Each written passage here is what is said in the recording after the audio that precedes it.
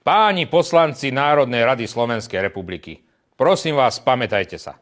Riešiť v parlamente celý deň Šimečku a jeho matku je absolútne stratený čas.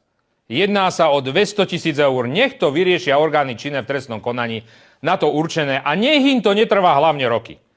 Emotívne prejavy a nekonečné faktické poznámky, kde si všetci navzájom dojímavo zase ďakujú, nepomôžu Slovákom.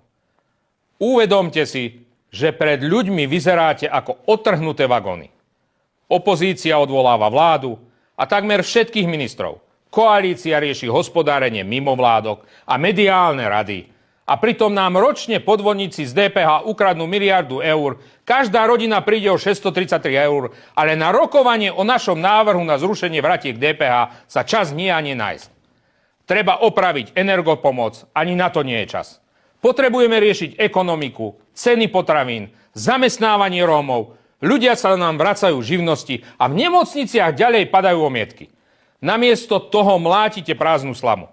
Naši poslanci za stranu Vidieka sa tohto cirkusu nebudú zúčastňovať. Na toto nás veru ľudia nevolili. Ďakujem pekne.